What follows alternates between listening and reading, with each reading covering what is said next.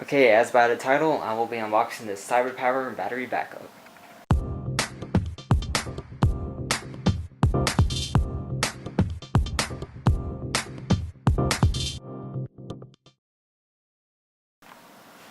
Okay, to get started, the reason I got this backstory, I had a APC, I think it's the brand, battery backup.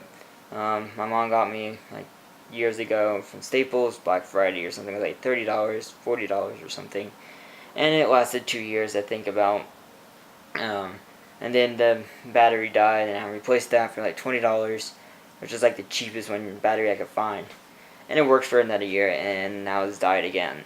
And I have that sitting down in the corner behind me over here. And I figured, instead of spending $20 for that, probably only going to last another year again, not be as good, not actually work with my computer, I'll explain that in a second, and everything else, I figured I'll pay the $111 for this that I got it for versus $20 for that, and it works with my actual computer, and it's just better. It has a 3-year warranty, so I know it should work for at least 3 years, and then hopefully they said 36. I've already opened this up, but yeah, I got it for $111 because Amazon's having some random special, I guess, on battery backups, and I went on Slick Deals, and I was like, I kind of wanted a battery backup to get it working again, and so I was like, well, I wanted one as well to power my high-end gaming computer that uses on idle, I think 110 watts or somewhere around there, 110 watts on idle, or web browsing around there, 110 to 120 watts web browsing, and then gaming it can use over 300 watts, 300 to 350, depending on the game, of course, and power and other factors. But and that's just the computer, not all the monitors and speakers and all that other stuff connected to it. So it's probably, I think it's close to around 500 watts of power I draw when I'm like full out gaming on my setup. If you look on my channel, you can see that. Anyways, to get to this, it's a 900 watt power supply thing. I think that means it can handle 900 watts for like a couple minutes or something, something like that, which is perfect. The 1500 ABR, I still haven't figured, I never really looked up what that means. 1500 joules, I guess, I don't know. Guaranteed lightning and surge protection is not really guaranteed. If a lightning strikes your house, this isn't really, it's probably still not going to protect it. Like if you have a straight lightning bolt coming into this, it's going to fry the crap out of this thing. So it could possibly fry this completely and then like save your computer, but who knows. But it still gives me peace of mind that I have something like this plugged in and my computer's plugged into it. But anyways, this should, based off the things here, you got a Mac Mini with a 15-inch monitor. That probably only uses like 50 watts of power or something. And it says 70 minutes. My desktop, I'm sure desktop PC with a 17-inch monitor is 48 minutes. Maybe, I don't know. I'm use a lot of power with my setup, so probably 10 minutes is all I need. And I think it will do 10 minutes with my setup playing with as much power as I use. So that would be perfect if it could last that. And the thing is, and it probably will last longer, realistically, than that. You got, of course, when I first opened this, I had a humongous chemical smell to it. Like any, especially batteries, electronics, have a really strong chemical smell. This is a really heavy item. It's stuck. I've already pre-charged it and everything. It was half full, half empty, however you want to say it, when I got it out of the box and plugged it in. Got it charged up for hours when I was at work. And I put it back in the box. It's a pain to get back in the box. I don't even understand how they packed it in the first place. Whatever, that thick styrofoam around this plastic bag around it. It's good enough protection. I don't even know. Amazon ended up shipping this overnight for some reason for me. I don't know why. I ordered it Monday morning, I think, and it got here Tuesday afternoon. So I don't even understand.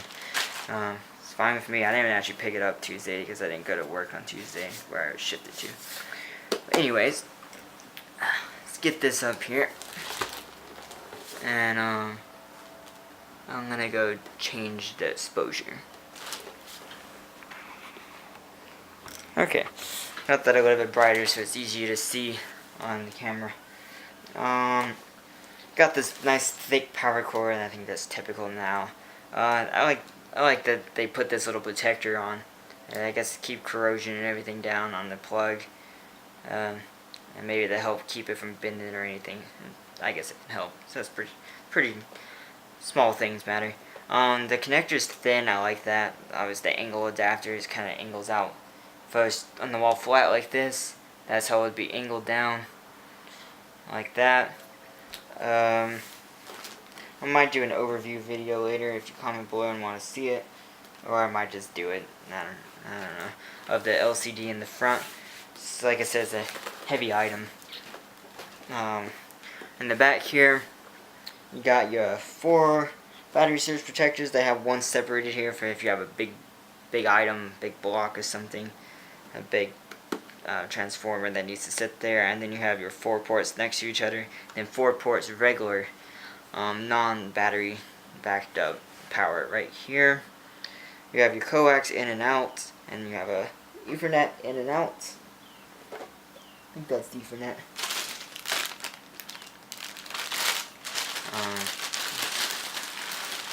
I thought it was Ethernet.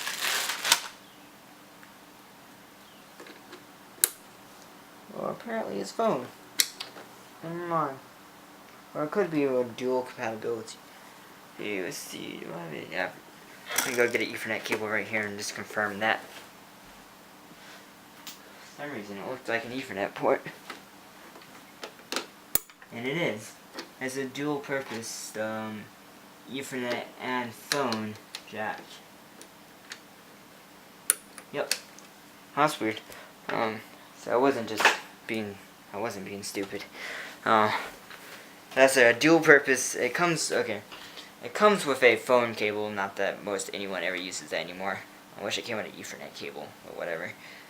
Got an in and out Ethernet and /phone adapter for the protector modem /router and computer directly plugged into Ethernet. When surges, I've heard people, their Ethernet ports get fried because of electric surges. So that's a safe option to do as well. USB port, connect to your computer for the software to automatically shut down your computer if it's on battery and so forth. Serial port adapter as well for older computers and such. Still got those old computers running in businesses that need battery backup. And you got a wire and fault light as well as reset and such like that on the back. It's pretty typical for UPS. This is not uninterrupted. This is modified sine wave battery. Actually, I'm gonna explain that real quick.